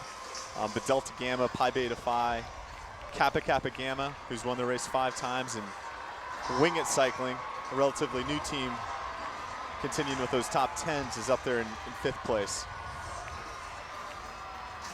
Yeah, you know, it'll be interesting to see what happens as we get to the closing laps of the race between the teams that are fighting for 2nd, 3rd, 4th, and 5th place, and how that impacts or affects what's happening with Teter. You know, Teter is just going to try to play it safe for the rest of the race and really, you know, continue to pull, stay out of trouble.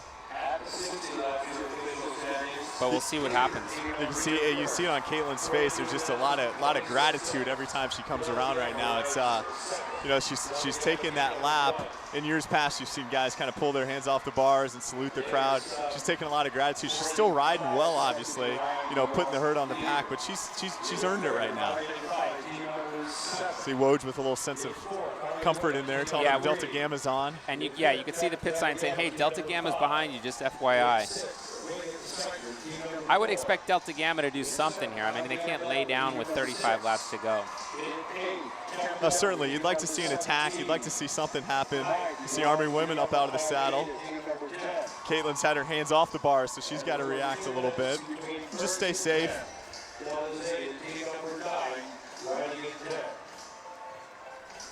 Well, we're seeing a 2-minute interval between 1st and 2nd. That's more than 1 lap. We're gonna have to validate that and just see if that's right.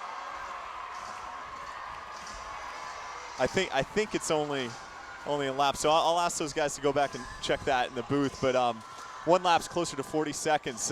2 minutes is quite a bit. Obviously a big lead though for Teter as they continue to pound it out. Lapped the entire field. Big smile on her face. She does look really good on the bike. You can kind of see how she's dominated all spring. Her upper body doesn't move a whole lot, and you can just kind of see that steady cadence with her legs. Yeah, it's really important, especially since they only have 1 gear, that they get the most efficient pedal stroke possible. Well, Teter looking to repeat and be back-to-back champions and claim their 3rd title. Caitlin Van Kooten, the dominant rider, is the senior, but the rest of that team, a pair of freshmen and a junior. Downstairs, here's Liz. All right, just a really awesome feeling for Caitlin Van Kooten. The women's race has never had a rider lap the field, so she's just elevating women's cycling, and it's something to be really proud of. I was talking with their coach last night, Quis Watojas, and he said she doesn't have plans to carry on as a cyclist, but she's definitely elevated the field. Thank you, Liz. Indeed she has, and be somebody who'll be remembered for a long time in the history of the Little 5J, and also somebody that we talked about can be a mentor and somebody who will always be welcome to come back and help out younger riders. Yeah, absolutely. I think you're going to see her name, if they keep this lap lead, you're going to see her name up there as a Hall of Fame member here in the Little 500. And as Liz mentioned, really doing something that has never been done in the women's race, and that's lapping the field.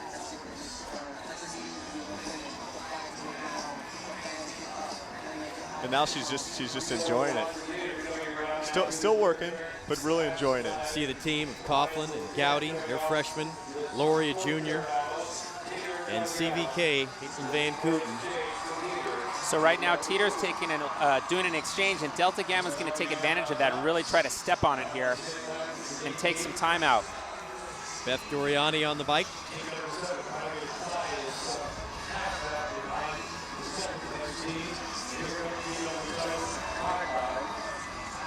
So now Teter's got to make her way back through traffic and catch back up to Delta Gamma. I think it was Kelsey Kent on the bike who really floored it as soon as they came in and did that exchange. That's right. She wants to keep the pace high, you know, stay alert, stay out of trouble. There's Delta Gamma, and Kelsey Kent looks like she's going to come in for an exchange. Those green shoelaces, we like those. She's up, she's comfortable. You see why they got pole position. They're obviously excellent with their exchanges. She gives it off to Kelsey Phillips. Yeah, Delta Gamma definitely getting the style points, but also putting some power to the pedals here. You like that, don't you, Dylan? You know, we've seen a lot of different kind of styles evolve over the years. We got the Argyle look today. I love the green shoelaces from DG.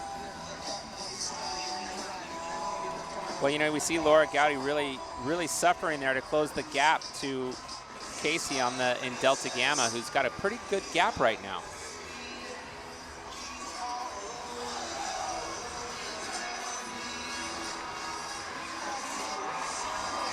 Kind of working through some lap traffic there. That's Delta Zeta in gray.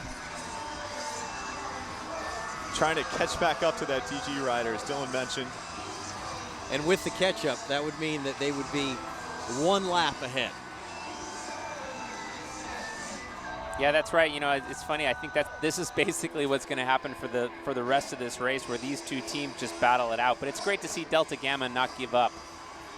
Yeah, and it's great to see him still kind of dishing it all out there. You know, those bikes are that's not an easy gear to ride on cinders at all. And you can see him still working very, very hard, whether a lap down or a lap up.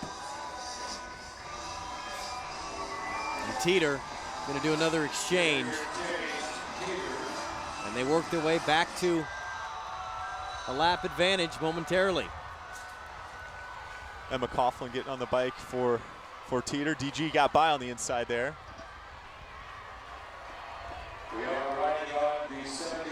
The Schwinn bicycles haven't changed much through the years, but the technology that's been dumped into training is an entirely new story. Here's a look. Abigail Legg of Wing It takes us to their training facility. Hi everybody, my name is Abigail Legg. I'm from Wing It Cycling and I want to show you our training facility. Come on in.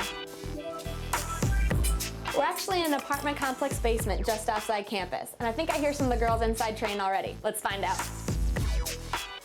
Over here, 2 of my teammates, Allie and Melissa, are training on our Tax Ergo trainers. For those of you at home, these are virtual reality trainers which allow us to train essentially anywhere in the world. I'm actually using Google Maps to do one of our usual Bloomington rides. And I'm riding through Harris Grants today. Clearly, we're extremely fortunate to have this state-of-the-art training system, and in fact, we're the only team here in Bloomington that does. Retail, this system would cost well over $10,000, but thanks to Coach Tom, we get it for much less. See how much you're going better than you did the last time you did the workout.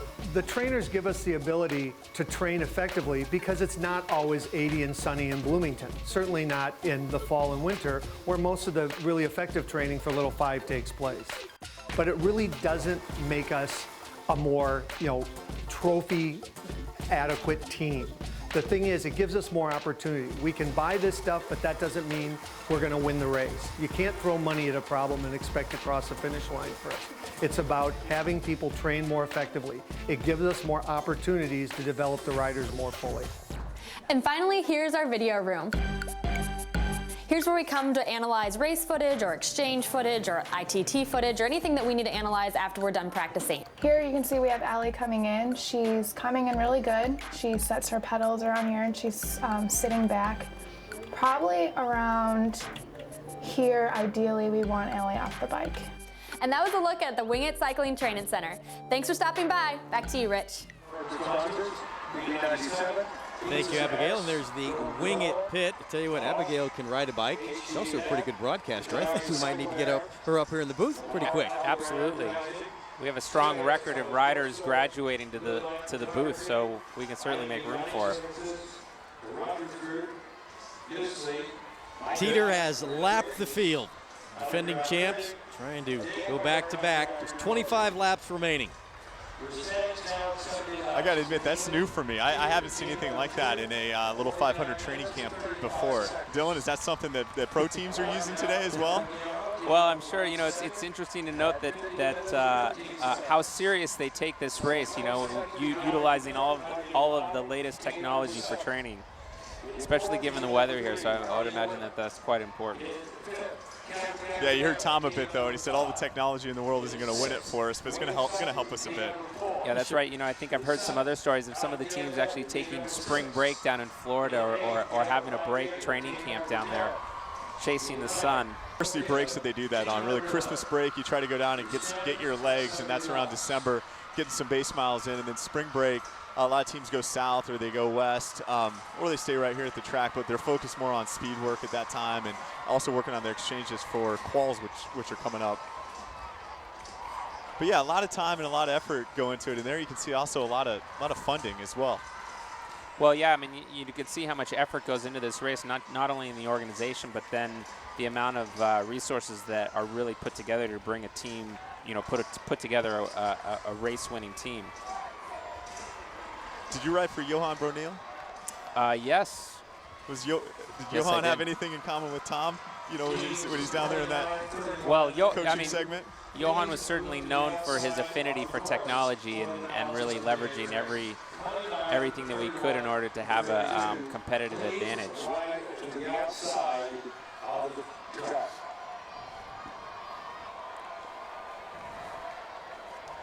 Susan Laurie had passed off the bike in the exchange, and Caitlin Van Kooten is on the bike and looking for a little room on the inside. Yeah, that's right. She's certainly using everything that she can to make sure the track is clear in front of her. Like you said, the worst thing that could happen right now is for her to have a crash.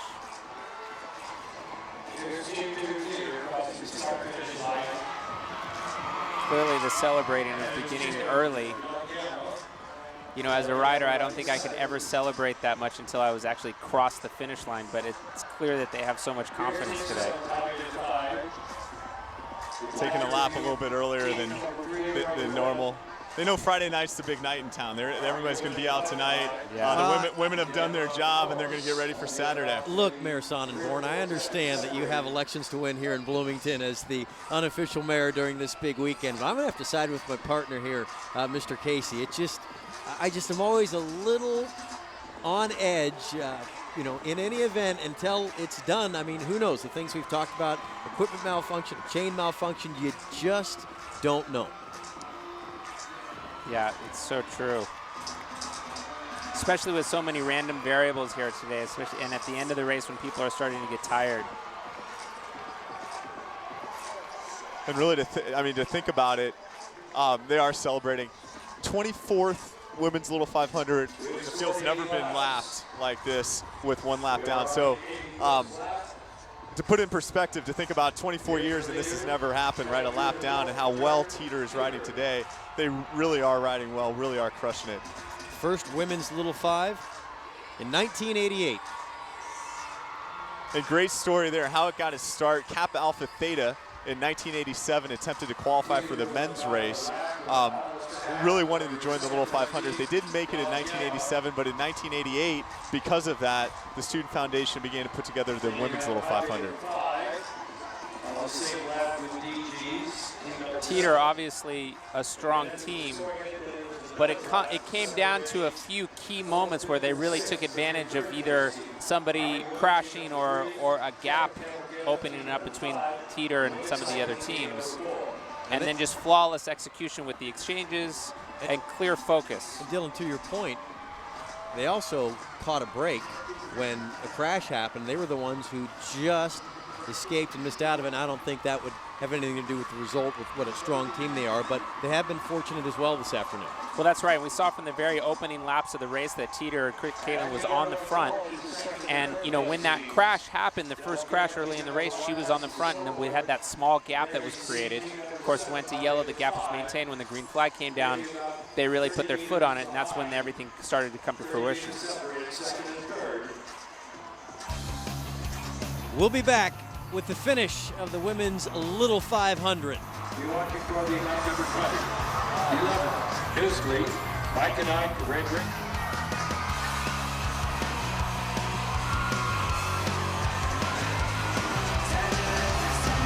Your leader, team number 7. In 4th, Army Women, team number 3.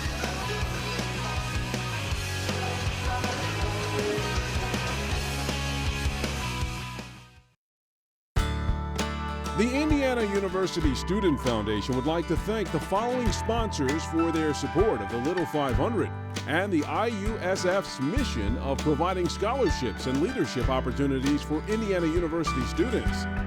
B97, Pizza X, Coca-Cola, Bosch, Lamar Advertising, Blue Line Photography, Canary Cycleware, TIS Bookstore, and HDNet. Back at Bloomington, Rich Cellini, Dylan Casey, Jason Sonnenborn, Liz Brodel down in the infield. The women's Little 500 from Bill Armstrong Stadium. Teter won the championship in 2005, claimed victory again last year, 2010, and they are well on their way. Barring a disaster, just 13 laps to go to repeating and getting their third title. It looks like we've got a little change in second place here. We'll stay aware of that, but we have Pi Beta Phi in second.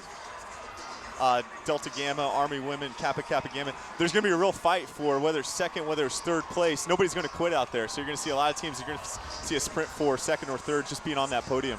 Yeah, well, you know, we see Teter just continuing to lay down lap after lap all by themselves. Behind them, though, is the battle for second place. And you know, we have a lot of formidable teams there. Delta Gamma, Army Women, Kappa Wing It, Pi Phi, all going for that other spot on the podium, which is just as important.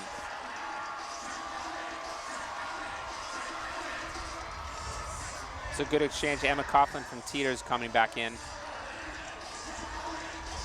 Emma, one of the two freshmen. She and Lauren Gowdy. Clayton Van Kooten sharing a message with Coach, and all smiles in the pit. Yeah, clearly, you know, with 11 laps to go, they're starting to think about that trophy. Lots of traffic out there still. Emma riding with her head up, communicating a little bit. You see the train form behind her. Gamma Phi Beta on and Alpha Gamma Delta. AGD finished second last year.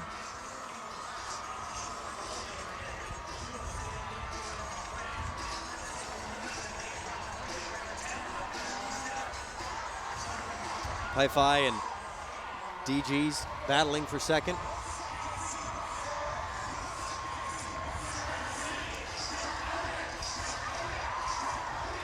Teter with the comfortable lead in first. Teter in first place, defending champ in the yellow jersey. Just rolling it out through the start-finish line. And it looks like this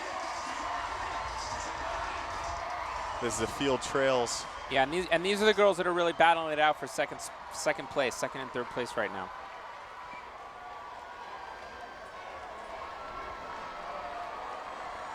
The Army women that we had talked about throughout the afternoon. Delta Gamma.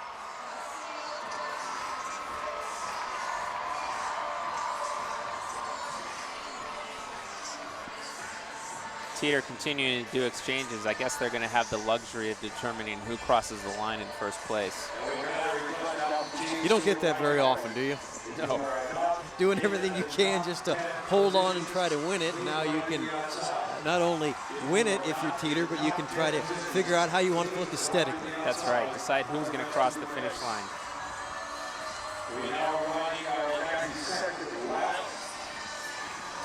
A very fortunate afternoon. I think the biggest concern coming in a few hours prior and even this morning in our meeting was whether or not the weather was going to cooperate. The lightning was going to stay away, but it may be a little chilly for a spring day. I know you prefer the sunshine there, Mr. Casey, and the short sleeves, but we ended up with a really nice day to race. Yeah, actually the conditions are perfect for racing. It's not too hot. You don't have to worry about getting dehydrated.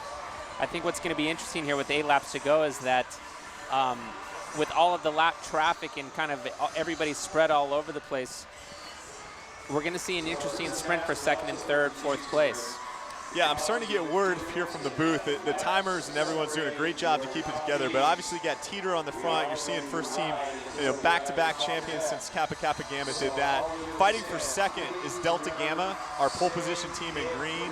Pi Beta Phi, they're on the same lap. And then fighting for third, another lap down, are Army Women, Kappa Gamma, and Wing It. So I think we're going to see some fun and kind of exciting finishes for those second and fourth slots. DG's turning the pedals over quick, creating a little separation. Yeah, you know, we can see Delta Gamma getting ready for an exchange down in the pit.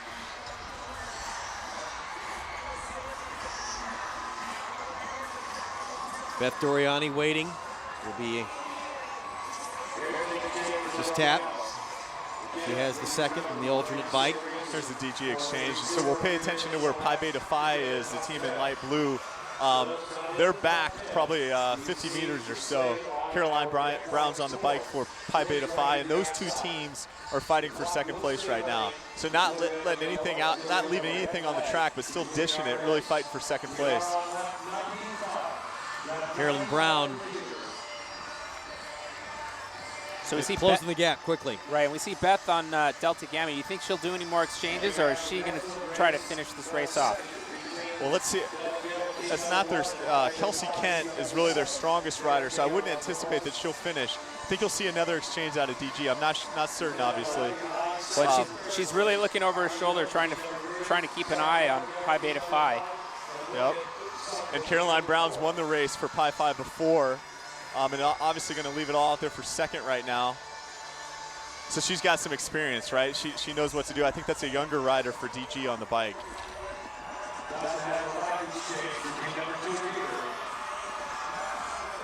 5 laps to go. And Teter does another exchange. And with 5 laps, Caitlin Van Kooten, CVK, the senior, economics major, right here in Bloomington, going to get the last 5 laps. Yeah, it really looks like Caitlin's going to finish this off. It's been a great effort by their team, a real show of dominance, and something that's never been done in history. Lapping the field, and then for the first time in over a decade, Teter 5 laps away from claiming back-to-back Little 500 championships. Teter's really stepped it up in the last couple of years. Teter's a dormitory on campus, and they had some great riders. Bree Kovac, he kind of got the team going. Now Chris Wojtowicz as a coach has really kept that program strong. They've won the race twice. Today will be their 3rd women's Little 500 victory. You see Delta Gamma and Phi Beta just really sticking together, watching each other for this final couple of laps. Oh, yeah, there's that kind of look at second right now. DG in green and Pi Beta Phi. Kappa Gamma also there. Army women, they're going to be in the hunt, working for 4th place. They're 2 laps down. Look at their pit there as Teter kind of keeps rolling it. Keeping it steady, keeping it smooth. Caitlin enjoying her 2nd win.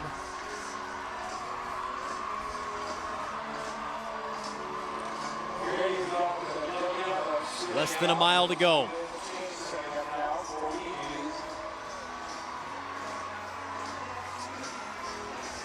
DG's with an exchange.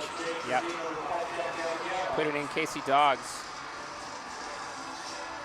And you see that they're going to have to work a little bit. Now DG's down in that fight for 2nd. Pi Beta Phi is kind of turning the screw on them at the moment. You're looking at Teter at home, 2 laps to go. And our 2nd and 3rd place finishers have 3 laps to go. And Teter comfortably out in front, but you're right. It is a tooth and nail battle. There's Pi Beta Phi. 2nd place. She's really put some distance between her and Delta Gamma on the top of your screen there. That's really the battle for 2nd place happening right there. Yeah, Caroline's turning the screw, but Kelsey Phillips, who I think's on the bike for DG, is fresh, and she's starting to close that gap. 1 lap to go, and the salute, and a fist pump. I don't know if I'd be doing that on the last lap, but she's clearly confident. They've been sipping tea for a while now, Dylan. That's right. On the backstretch. Well, we talked about how dominant Caitlin Van Kooten had been.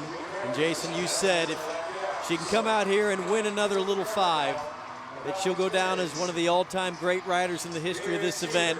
And down the stretch she comes, and Teter will be champions of the Little 5 in 2011.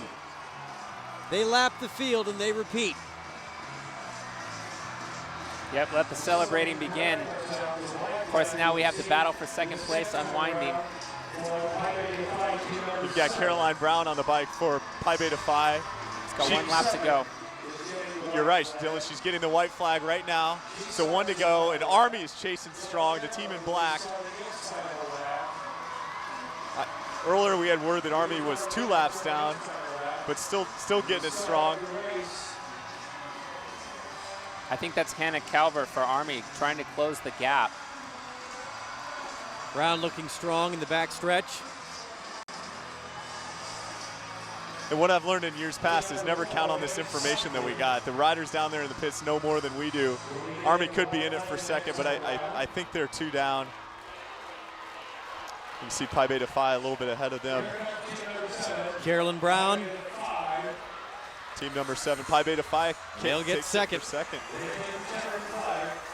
Oh, and look, Army's still going, so they still have another lap to go. It really is Delta Gamma that has.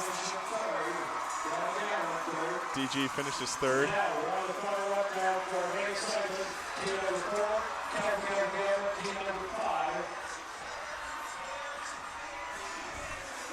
Well, you know, Delta Gamma did a great effort. They really fought hard. They didn't just give up. But Teter was just too strong today. From the beginning. Clearly walking away with the race.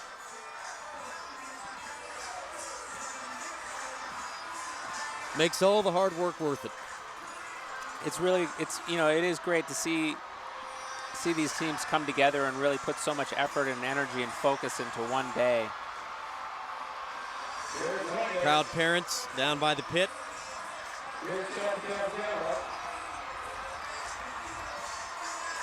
Yeah, it's great to see all these teams have so much support from their friends and family. Really is one of the biggest weekends here. They say that there's 60,000 people that come into town for the race.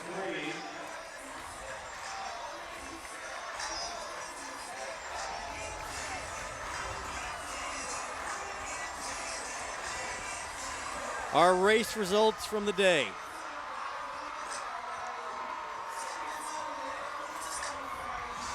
And to me, this is really what it's all about down there. It's not licking the sweat off your teammate. That's not what it's all about, is it? It's all about the teamwork that goes into it. Our unofficial results, Jay. Well, you've got Teter taking it for their 3rd win. Pi Beta Phi, strong performance in 2nd. They're coming off a win in 2009. Delta Gamma won in 2008. A good performance for 3rd. Kappa Gamma in 4th, and Wingit in 5th. We're going to go down to Liz. I think she's in the pit with our winners, Teter. All right, congratulations, Teter. Not only did you win, you lapped the field. It feels so great. Thanks to our awesome coach Woj and our great mechanic Peter and all our alumni, and these riders are awesome. It felt great.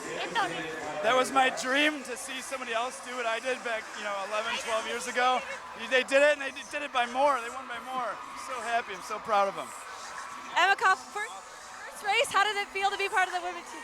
It was awesome. I can't believe it at all. It's crazy. Congratulations, it's time to celebrate. Way to go, guys. I fallen from the sky. Well, it was the idea of a very aggressive approach from the beginning. They took it. They put the screws to the field, as Jason Sonnenborn likes to say, and really no contest. Turning the screw they did. Teter, a dormitory on 10th Street on campus with their 3rd win, really kind of establishing themselves as a little 500 team of the future. 2005, 2010, and now here in 2011.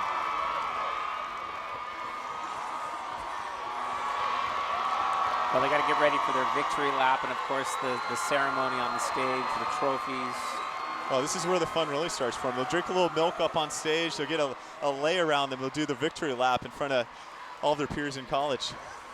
Can't beat it. And Teter was the best team out here today, but a lot for every rider to be proud of. Absolutely. And you can see that down there in the pits. I mean, they know they lost, but they've really won, right? They've done something that they didn't know they could do 5 years ago. They've not only just gotten on a bike, they've formed a relationship with 3 girls that are on their team, and they've been successful in the little 500. It's great. Well, with the maximum effort and with all the energy that you put into it, there's no shame in coming in 3rd out of 32 very talented teams if you beat it. Well, for all of these girls out here, this will be something that they'll remember for the rest of their lives, and they're able to put so much effort and energy into something and really have that shared experience. It's great to see all the energy. And there's not very many times in life where all of your friends, all your family, they're in the stands behind you, and they're down there now celebrating with you. Well, the big women on campus tonight will be wearing the yellow jerseys. Back-to-back Little 5 championships. 3rd one in the history of the team. And I'm sure tonight they will already be talking about next year and laying the foundation. You know, next year's victory starts with work done tonight. Jay, how much time do they take off the bike?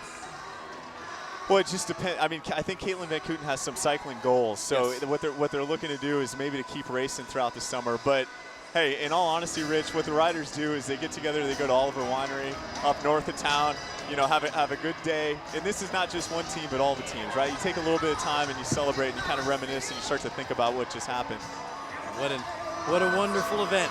A little 500 of the world's greatest college weekend here at Indiana. Teter, the star of the show this afternoon. There's a shot at the traditional Borg Warner Trophy, which everybody knows is actually from the Indy 500. It's great to see him carry on that tradition here. Yeah, perfect replica from the Indy 500. The people in Indiana, they like wheels. Yeah, we know how to race. We know how to race. Most certainly do. And you also know how to put on the world's greatest college weekend, Teter the champions in 2011. You've been watching HDNet's exclusive coverage of the women's Little 500. The executive producer of HD Sports is Daryl Ewald. Our director has been Hank Lena. Producer, Chris Taylor. HDNet Engineering, Dan Neighbors, Andrew Miranda, and Jeff Carmen. Our production manager, Chris Markwell. Special thanks to the staff and students from the Indiana University Student Foundation. Be sure to tune in tomorrow afternoon at 2 p.m. Eastern for the 61st running of the men's Little 500. From our broadcast partners, Dylan Casey, Jason Sonnenborn, and Liz Brodall, I'm Rich Cellini, saying good afternoon from Bloomington, Indiana. We will leave you with thoughts, memories, of impressions of the Little Five from this year's senior class of riders.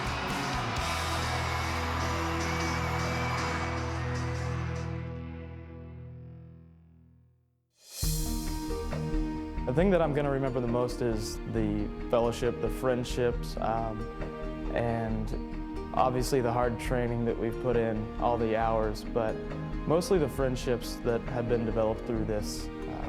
That's just been great. You know, training with the team, being able to motivate others and having different commitments to join is something different, and it's really fun. It's rewarding to get better with other people. When I graduate, I think I'm going to remember my team and the way we've come together throughout the last 2 years and bonded and created something that we never thought we would create. It just shows you that you can push yourself beyond what you thought, and that's what it's really taught me the most, is just always believe in myself and push yourself to the next level because you can do it.